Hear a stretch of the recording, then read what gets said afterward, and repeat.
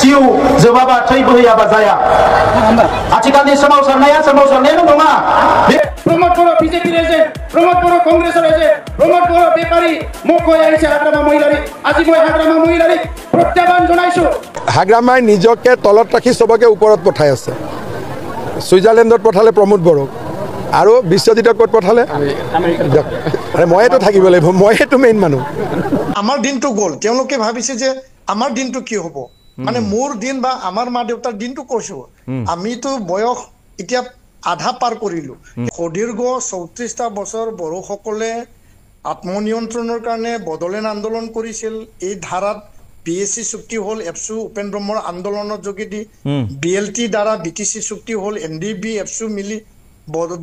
মানে বড়ো চুক্তি বিটিআর চুক্তি হল এই আত্মনিয়ন্ত্ৰণৰ যি আমাৰ 5000 শহীদ হল কেঁচা তেজৰ বিনিময়ত যি পালো হেতু যদি আমি আকৌ হেৰাই যায় আমি কিয় আন্দোলন কৰিলো কিয় 5000 আমি শহীদ কৰিলো এতিয়া আকৌ আমাক যদি পুনৰ আৰু যদি দবাই দিব বিচাৰে সেই সংকাটো আমাৰ আছে আৰু হেতু নমস্কাৰ মই নাম কাষ্টম বসুমতাৰী মই হুমু বিটিসি বাকি সকলক এটা মেসেজ দিব বিচাৰিছো প্ৰথমে মই আমাৰ বিটিসিৰ চিফ সন্মানীয় হাগ্ৰামা মহিলাৰী ছাৰ তেখেতক ধন্যবাদ যাচিব বিচাৰিছো কাৰণ মই যুৱ বিপ্লৱ হৈ সন্মানীয় হাগ্ৰামা মহিলাৰী ছাৰ আমাৰ বিটিসিৰ মুৰব্বী চিফ তেখেতক ধন্যবাদ যাচিব বিচাৰিছো এই কাৰণে কিয়নো তেখেতে এই 2025 বৰ্ষৰ যে সাধাৰণ নিৰ্বাচনত যে বিপিএবে প্ৰতিশ্ৰুতি দিছিল এই প্ৰতিশ্ৰুতিসমূহ তেখেতে সেইদিনাখন হৈ যোৱা 1 তাৰিখ ডিসেম্বৰ 2025 বৰ্ষত যে বিটিসিৰ যে উইন্টাৰ বাজেট সেশনত তেখেতে যুৱসকলৰ কাৰণে 100 কোটি টকা বাজেটৰ তেখেতে লৈ আহিছে সেলফ হেল্প গ্ৰুপ সকলক 50 কোটি টকা আৰু যি সকলে বিটিসিৰ দুখীয়া শ্ৰেণী তেওঁলোকৰ কাৰণে 50 কোটি টকা আৰু যি সকলে মানে হ্যান্ডিক্যাপ তেওঁলোকৰ কাৰণে 5 কোটি টকা আৰু সিনিয়ৰ সিটিজেন সকলৰ কাৰণে 5 কোটি টকা যে মই সন্মানীয় হাগ্ৰামা মহিলাৰী ছাৰক যে যুৱ হৈ মই তেখেতক ইয়াৰ কাৰণে মই ধন্যবাদ যাচিব বিচাৰিছো যে তেখেতে বিটিসিৰ যুৱ যুৱতী সকলৰ কাৰণে যে তেওঁলোকে যাতে নিজৰ ভৰিত থিয় হ'ব লাগে ইয়াৰ কাৰণে তেওঁলোকে কোনো চিন্তা কৰিব নোৱাৰা আগৰ চৰকাৰ প্ৰমোদ বড়োৱে যুৱ যুৱতী সকলৰ কাৰণে চিন্তা কৰা নাছিল কিন্তু হাগ্ৰামা মহিলাৰী ছাৰে চিন্তা কৰি 100 কোটি টকা তেখেতে নিৰ্বাচন সময়ত যে প্ৰতিশ্ৰুতি দিছিল এটো বাজেটত আনিলে ইয়াৰ কাৰণে মই এজন যুৱ হৈ আৰু যুৱ বিপিএফৰ ভাইস প্ৰেসিডেন্ট হৈ সন্মানীয় হাগ্ৰামা মহিলাৰী ছাৰক ধন্যবাদ যাচিব বিচাৰিছে কাৰণ তেখেতে যুৱ যুৱতী সকলৰ কাৰণে চিন্তা কৰিছে সেলফ হেল্প গ্ৰুপ আৰু দুখীয়া শ্ৰেণীৰ কাৰণে আইবিএস সিনিয়ৰ সিটিজেন কাৰণে 5 কোটি ডিসেবল পাৰ্সনৰ কাৰণে 5 কোটি হুমু বিটিসিৰ যে মানে ইকোনমিক যে পোৰ সেকশনৰ তেওঁলোকৰ কাৰণে চিন্তা কৰিলে ইয়াৰ কাৰণে আমাৰ বিটিসিৰ মুৰব্বী হাগ্ৰামা মহিলাৰী ছাৰক ধন্যবাদ যাচিলো আৰু আমি আশা কৰো তেখেতৰ নেতৃত্বত বিটিসি আগুৱাই যাব আৰু বিটিসিৰ যুৱ যুৱতী সকলে নিজৰ ভৰিত আত্মনিৰ্ভৰ হ'ব পাৰিব এই আমাৰ হাগ্ৰামা মহিলাৰী ছাৰক আমি আশাবাদী পুনৰ তেওঁক 100 কোটি টকা যুৱ যুৱতী সকলৰ কাৰণে লৈ অহা কাৰণে তেওঁলৈ ধন্যবাদ থাকিল থ্যাংক ইউ हारिफोरनो एसपि होब्ला जोंहा बुंनांगौ किन्तु बे खोथाया जानो हाया बेवहाय खुनु जुक्तियानो गैया खुनु बेबायदि फर्मुलायानो थानो हाया जे गोदानै मोनद' हारिफोरखौ एसटि खालामगोन आरो गोजामफ्रा खहा जाया बे जानोनो हाया खहा जाथारगोन बेनिखायनो दिनै अनजिमाखौ नायब्लाबो जों नुयो जे जोंहा 14टा गाहाम जदिउ हारिफोर दङ बेनि अनजिमाया 45 लाखल' आरो बिथिंजाय गोदानै अनजिमाया माने हारिनि अनजिमाया खम 6था किन्तु बिसोरहा 1.5 कोटी आसामनि गासै जेसेबां सुबुं अनजिमा दङ बेनि खावसेयानो बिसोर अब्ला माबायदि बेलेन्स जानो बे बेलेन्स जानोनो हाया आरो थाखानाय एसटिफोर माने फोरनि जेबो खहा खालामालासिनो गुबुन एसटि होगोन होननानै बुंनाया जेबो ओंथि गैया बे जानो हाया एसटि थाखानायाव गोदान एसटि खालामोबा खहा जाखागोन एसटिआ मोनसे बेवहाय सोर बि सोर पि सोर मा बेनि खोथा गैया एसटि खालामब्लानो जोंहा खहा जाखागोन बेखौ जों बयबो बुजिनांगोन बेनिखायनो गेजेर गेजेर बाथ्रा बुंनानै बा बिसोरहा मोनब्लाबो जोंहा बुंनांगौ गैया जोंहा खहा जायाबानो जाबाय बेखौ जों साननाया गोरोन्थि जागोन जोंहा खहा जाथारगोन खुनु पदे बियो माने बेलेन्सबो जाखानाय नङा ब्रह्मआ गावनि लिरबिदाङाव लिरलांदों दि ग्रेट प्लान बे ग्रेट प्लान लेखायाव बड'मा उपेन्द्रनाथ ब्रह्मआ लिरदों जे बड'लेण्ड मोननायनि सिगां आरो उननि बाथ्रा बड'लेण्डखौ बोरै मोनगोन बे बाथ्राखौ लिरदों बड'लेण्डखौ मानो नांगौ बे बाथ्राखौ लिरदों बिनि जुक्ति जुक्तताखौ लिरदों आरो बड'लेण्ड मोनखांनानै बर'फ्रा मा मावनांगौ बेखौबो बड'फाया लिरनानै दोनलांदों नाथाय दिनैनि दैदेनगिरिफ्रा बे बड'फानि बड'फानि थेसिस बड'फानि ग्रेड प्लान बेजों सोमोन्दो लाखिनानै हाबा मावैखाय थांखिनिफ्राय गोरोबलांनो नागिरगासिनो दङ जोङो दुलाराय बर' फरायसाफोरा माहारिनि मोनसे माहारियारि आफाद हिसाबै दिनै जोङो खावलायगोन जोंनि दैदेनगिरिफ्रा जाहाथे थांखिनिफ्राय रावबो गोरोबनो मोननाय नङा जाय दैदेनगिरिया थांखिनिफ्राय गोरोबलांगोन बियो हारिनिफ्राय आउट जालांगोन जाय दैदेनगिरिया थांखिनिफ्राय गोरोबलांगोन बियो हारिनि गासैबो संग्रामनि धारानिफ्रायनो आउट जालांगोन आरो दिनै बर' हारिया संग्रामनिफ्राय गोजानाव फैयाखै जोङो संग्रामावनो दङ जोंनि संग्रामा जोबाखै दिनै बर' हारिनि माखासे थासारिखौ नायनानैसो जोङो मोनसे सम होदों दुलाराय बर' फरायसा आफादा सम होदों जोङो दिनै टटेल रिभलिउसननि स्ल'गानजों थांफिननो नागिरदों बड'फा उपेन्द्रनाथ ब्रह्मआ बै समावनो बुंदोंमोन जोंनि संग्रामा मोननै मोखांनि जानांगोन मोनसेया जाबाय सरकारा जोंनि मोनथायखौ होनांगोन जोङो बे देशनि नोगोरारि जोंनि गांनाय उखैनायखौ सुफुंनांगौआ सरकारनि दायित्व सरकारा होनो हायै जेबो जिनिसखौ दुलाराय बर' फरायसा आफादा बियाखै भारतनि संबिजितनि 2 आरो 3 दफायाव आर्टिकेलाव लिरनाय दङ जाय जाथिया जाय माहारिया जाय कमिउनिटिया गावनि ओनसोलाव थानानै बबेबा रायजोनि डिसक्रिमिनेटेड फिल खालामदों नेग्लेक्टेड फिल खालामदों आइसोलेटेड फिल खालामदों डिप्राइभ फिल खालामदों डमिनेटेड नाख्रेबजानाय फिल खालामदों बे हारिनो न्याय होनो थाखाय आलादा रायजो दानो गोसोबानो भारत सरकारा मोनसे बिल लामनानै आलादा रायजो दानो हायो आरो बे संबिजिताव थानाय बाथ्राखौ लानानैसो बड'फाया आलादा रायजोनि आन्दोलनखौ खालामदोंमोन आरो बे गुबुन मोनसेया जाबाय बर' हारिनि समाजारि थासारि जोंनि दायना बुथारनाय जोंनि जौ लोंनानै गोदोसोनाय जोंनि हारियाव थानाय गाज्रि गाज्रि थासारिखौ फोसाबनानै बुहुमाव मोनसे गेदेमा माहारि दानाय नाथाय बड'फा थैनायनि उनाव बे बड'फाजों समब्रा समब्रि आन्दोलन खालामनाय माखासे दैदेनगिरिफोरखौ दिनै नुनो मोनलिया बिथांमोनखौ राजखान्थिनि फोथाराव नुयो नाथाय बर' हारि दानायनि फोथाराव बर' समाज दानायनि फोथाराव बर' माहारि दानायनि फोथाराव टटेल रेभलिउसनखौ लांनायनि फोथाराव बै दैदेनगिरिफोरखौ नुनो मोनलिया बेखौनो नुनानै दुलाराय बर' फरायसा आफादा दिनै फिन सानफिननो गोनां जादों जे जोङो बबे लामाथिं थांगोन नाथाय बेवहाय गोनो गोथो जानांगौनि जेबो खोथा गैया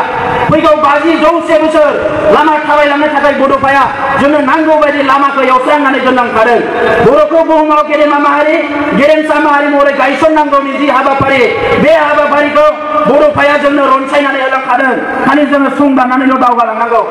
आइ आफा रायजो राजा नोंथांमोन बिग्रायारि लोगोफोर थार गोसोजों जाय सोमावसारो थार गोसोजों जाय मोनथायनि थाखाय होसिखावो बियो मालाबाबो फेलें थांनो हाया जुदि फेलें थांनायमोनब्ला दिनै बिटिसि मोननाय नङामोन दिनै बिएससि मोननाय नङामोन बुहुमाव जाय हारिया जाय हारिसाया गावनि गोसो गोरबोजों थार मोनथायनि थाखाय सोमावसारदों बेनो दिनै जाफुंसार महर मोननो हादों नाथाय बेवहाय हुसियारा जाबाय दैदेनगिरिफोरनिसो दैदेनगिरिफोरा जुदि आन्दायोब्ला दैदेनगिरिफोरा जुदि गाबोयोबा दैदेनगिरिफोरा जुदि सोरनिबा खैसारियाव गाबफ्लाङोबा बे आन्दोलना थेर बेथेर जायो दैदेनगिरिफोरनिफ्राय षड़यन्त्र जानो मोननाय नङा दिनै बर' हारियाव गोबां हान्जा गोबां आफादफोर ओंखारबाय गोबां थाखोनि दैदेनगिरिफोर ओंखारबाय नाथाय दुलाराय बर' फरायसा आफादा आगोलावबो खावलायदों दिनैबो खावलायदों आरो इयुनावबो खावलायगोन बड'लेण्ड बिनाया बर' हारिनि मोनसे गोथार थांखि बे गोथार थांखिखौ रावबो लेथेर फेथेर खालामनो मोननाय नङा रावबो गुबुंले खालामनो मोननाय नङा सोरबा हायोबा सोमावसार सोरबा हायोबा बिनि थाखाय जुजि सोरबा हायोबा बिनि थाखाय आन्दोलन खालाम आरो हायाबा जिरायनानै था नाथाय बे थांखिखौ लानानै बे इस्युखौ लानानै बे दाबिखौ लानानै रावबो जाहाथे राजखान्थि गेलेया बेखौ जोङो हुसियार खालामनानै होगोन दिनै बर'नि बे थामथि जोलैया जोङो गणतान्त्रिक अगणतान्त्रिक मोननैबो आन्दोलनखौ नुबाय गणतान्त्रिक आन्दोलननि सिगाङावबो आसाम सरकारनि पुलिस मिलिटारिनि गाग्लोबनाय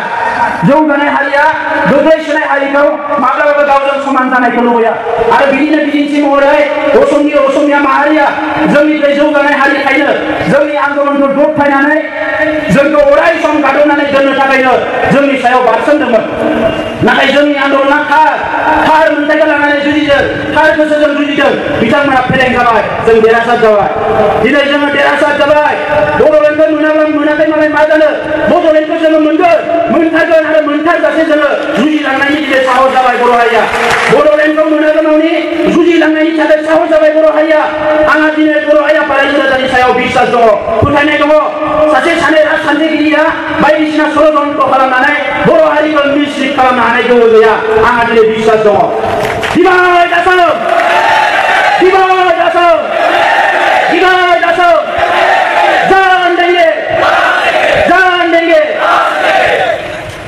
दिनै जोङो मिथिगौ दुलाराय बर' फरायसा आफादा जोङो टटेल रेभलिउसननि स्ल'गान लानानै जोङो थांनो नागिरदों बे टटेल रेभलिउसन बिसोरनि स्ल'गाना मोनसे स्ल'गानल' नङा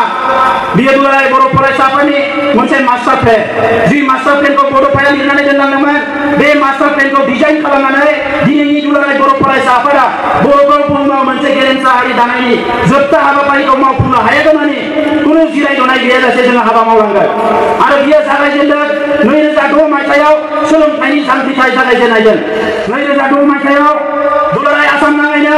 जोङो सोलोंथाइनि मोनसे हाबाफारि फोसावदोंमोन गुन गोनां सोलोंथाइनि मावथांखिखौ 2007 मायथाइयाव फोसावनायनि सिगाङावनो बर'फोरनि थाखाय सोलोंथाइ बोसोर होननानै जोङो 2006 मायथाइखौ जागायदोंमोन मानोना बै समावनो एबसुआ हमनो हाबायमोन बिटिसिनि थोब्ले माब्ले गोहोखौ लानानै बर'खौ बुहुमाव गेरेमसा हारि दानायनि खुनु जोङो हाबाफारिखौ मावफुंनो हानाय नङा नंगौ बिटिसिखौ जोगारनाय बिटिसिखौ जायाखै होननानै बुंनो हानायनि जोंहा मोन्थाय गैया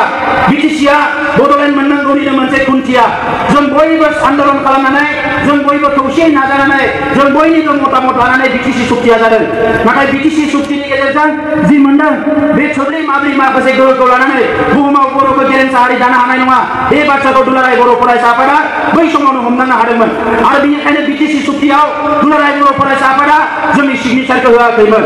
गोबां दैदेनगिरिफ्रा बै समाव सानदों जे दुलाराय बर' फरायसाफोरा मानो सुक्तियाव सिगनेचार होआखै जोंनि गेजेराव गोनो गोथो साननानै फैदों अबिश्वास फैदों नाथाय दुलाराय बर' फरायसाफोरा बै समावनो हमनो हादों जि समसिम आलादा रायजो मोना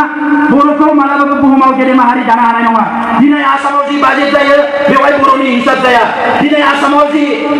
रांखान्थिनि प्लानिं जायो बेवहाय बर'खौ हिसाब खालामनाय जाया जोंनि खिलंजिया मानसिफोर इन्डिजिनास मानसिफोरखौ हिसाब खालामनाय जाया दिनै आसामाव जि प्लानिं जायो जि बाजेट जायो जोंनि सासे सानै मन्त्रि थादों एमएलए थादों बिथांमोना जेबो एरलांनो हाया होननानै जोङो बुंनो हायो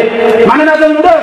थांनाय 5 बोसोराव जोंहा मन्त्रि दङमोन गोबां आङो बिथांमोनखौ इन्डिभिजुवेलि सोंखारिनो नागिराखै नाथाय आसामनि बाजेटआव मा इनफ्लुयेन्स खालामनो हागोन बिटिसिआ जि थाखा मोनो बे थाखाखौबो नांगौ समावनो आसाम सरकारा हरबावा आरो आसामनि प्लेनिंआव जोंनि बर'फोरनि थाखाय खुनु प्लेनिं जाया बिनि इउनिभार्सिटि बिनि कलेज बिनि स्कुल बेफोरनि थाखाय खुनु प्लेनिं जाया आसाम सरकारनि बाजेटआव 1950 निफ्राय दिनैसिम नाय बे बाजेटखौ बिजिर नायबाल' नुनाय नङा नैबे बोसोराव बर' माहारि जौगानो थाखाय 2 कौटि थाखा हमनाय जादों नैबे बोसोराव बर' हारिखौ जौगानो थाखाय 2 कौटि थाखा हमनाय जादों बेबायदि जेबो नायगिरना मोननाय नङा नाथाय बेबायदि होननानै दिनैनि समाव जोङो गासैबो खोथाखौ जोङो बेले बेजे खालामनानै लांनो नागिराखै दुलाराय बर' फरायसाफोरा टटेल रेभुलुसननि डिजाइनजों थांगोन जोङो आलादा रायजो बिनाया जोंनि मोनसे डिसिसन बियो बर' हारिनि बर' माहारिखौ गेदेमा माहारि जानांगौनि थाखाय गासैखौबो लाजोबनानै आलादा रायजोआव मोनसे डिसिसन नङा आलादा रायजोआ जाबाय वान अफ दि डिसिसन बर'खौ बुहुमाव गेदेमा माहारि जानांगौबा आलादा रायजोखौ दांखागोन बियो बर'नि थाखाय मोनसे मेजर एजेन्डा मेजर डिसिसन नाथाय बेजों लोगोसे गुबुन हाबाफारिफोरखौबो मावलांनांगोन दा बे समाव जोङो नुदों थांनाय बुब्लियाव डेम'क्रेटिक आन्दलनखौ गुरुत्व होयैखौ नुनानै जोंनि गेजेराव आनडेम'क्रेटिक आन्दलननिबो सृष्टि जादों एबसुनि गेजेरजोंनो होन बा सोरबा दैदेनगिरि नाजानायनि गेजेरजोंनो होन बिएलटिआ जोनोम जादोंमोन बिएलटिनि सोमावसारनायखौ जों नुबाय बिएलटिआ सुक्ति खालामनानै दिनै एसबिएलटि जाफैबाय आरो लोगोसे पेरेलेलि जों नुदों एनडिएफबिनि सोमावसारनाय 22 बोसोर सोमावसारनायनि उनाव एनडिएफबिआ दिनै सिजफायार खालामबाय 2005 मायथाइयावनो 2005 मायथाइनि सिगाङाव बिथांमोननि आन्दलना बिथांमोननि संग्रामा बिथांमोननि टारगेटआ सभारेन कान्ट्रिमोन सभारेन हादोर नाथाय दिनै फैनानै 2005आव जेब्ला बिथांमोना सिजफायार एग्रिमेन्ट खालामो बै समाव भारत सरकारनि नारसिननायाव सभारेनखौ दोननानै आलादा रायजो बिनानै बिथांमोना मेम'रेन्डाम होनो गोनां जाबाय थिगानो दङ आलादा रायजो बिनानै मेम'रेन्डाम होबाय बर' बायदि मोनसे हारिनि थाखाय सभारेन बिनांगौआ सभारेन मोननांगौआ गोरलै बाथ्रा नङा जोंनि हारिनि स्टेटासखौ नायनांगोन जोंनि हारिनि फिजिबिलिटिखौ नायनांगोन जोंनि हारिया रायजो जाग्रा जिअग्राफिकेल लकेसनखौ नायनांगोन बे गासैखौबो नायनानैसो जोंनि सभारेन सेपारेट स्टेटनि डिसिसना जागोन आरो दुलाराय बर' फरायसाफोरा बेखौ बुजिनानैनो बै समनिफ्रायनो जोङो बास्तब मोनसे थांखिखौ लानानै सोमावसारबोआखै बास्तब थांखि रियेलिटि थानाय थांखिखौ लानानैसो सोमावसारबोदों दिनै एनडिएफबिआ आलादा रायजो बिफैबाय नाथाय फैयै जों नुबाय 2008 मायथाइयाव बमा बेफ्रुनायनि गेजेरजों एनडिएफबिआ खावनै जाबाय दिनै मोनसे हान्जाया बिथांमोननि चेयारमेना जेलाव हाबनानै दङ आरो मोनसे हान्जाया रायज्लायगासिनो दङ आइ आफा रायजो राजा नोंथांमोन बर' हारिनि मोनथायनि थाखाय जुजिग्राया गोबां ओंखारबाय आरो गोबां ओंखारबावगोन नाथाय बाथ्राया जाबाय जोङो जोंनि साननाय हनायखौ थिग खालामनांगोन जोङो आन्दलननि नामाव आन्दलन खालामोबा बिनायनि नामाव बिब्ला संग्राम खालामनायनि संग्राम खालामबा रायलायनायनि नामाव सरकारजों रायलायबा जानाय नङा नोङो माखौ बिगोन मानि थाखाय सोमावसारगोन सरकारजों माखौ रायलायगोन बे गासैखौबो थिग खालामखानानैसो ओंखारनाया मोजां दिनै बिनि सावरायनायाव बर' हारिनि बयबो लुबैदों बिथांमोननि सावरायनायनि गेजेरजों बड'लेण्डआ जाथोंसै दुलाराय बर' फरायसा आफादाबो बेवहाय हेंथा होनायनि जेबो खोथा गैया सावरायजेननायनिफ्रायनो बिनि सावरायनाया जाथों होननानै भारत सरकारखौ जोङो नारसिनबोदों आरो सम सम बायदिसिना हाबाफारि लानानै बिनि सावरायनाया जाथों होननानै जोंनिफ्राय नारसिनबोबाय थानाय जादों नाथाय दिनैनि समाव जोङो नुबाय सरकारा जोंनि जेंनाखौ मालाबाबो सुफुंनाय नङा बे जेंनाखौ लाना राजखान्थि गेलेनो नागिरगोन बेवहाय जोंनि दैदेनगिरिफ्रा बबे टेकनिकजों बबे आदबजों जोंनि सरकारजों नांलायनानै सरकारजों जुजिनानै सरकारजों दान्थे बिदान्थे खालामनानै जोंनि मोन्थाइखौ लाबोनो हायो बेसो गुबै बाथ्रा बे समाव दुलाराय बर' फरायसा आफादा समा जोंखौ दिनै बड'लेण्ड बिनानै आन्दलन जोङो एसे नायद' खालामनानै लामा थाबायदों 2009 मायथाइयाव माजबादाव जानाय जथुम्मानि गेजेरजों बड'लेण्डआव 2003 मायथाइयाव जि जथुम्मायाव बड'लेण्ड सोमावसारनायखौ दोनथ'दोंमोन बेखौ 2009 मायथाइयाव माजबादाव जानाय जथुम्मानि गेजेरजों जोङो बोखांनानै लाबाय आरो बोखांनानै लानानै थांनाय 2010 मायथाइनि 2 मार्चनिफ्राय बे काजलगाव रुरेल स्टेडियामनिफ्रायनो जोङो आलादा रायजो बिनायनि सोमावसारनायखौ जागायफिनदों गिबि 2010 मायथाइनि 2 मार्चआव जोङो प्राइम मिनिस्टारनो मेम'रेन्डाम हरदों चिरां डिसिनि गेजेरजों बिनि उनाव फारि फारियै जोङो लाइजाम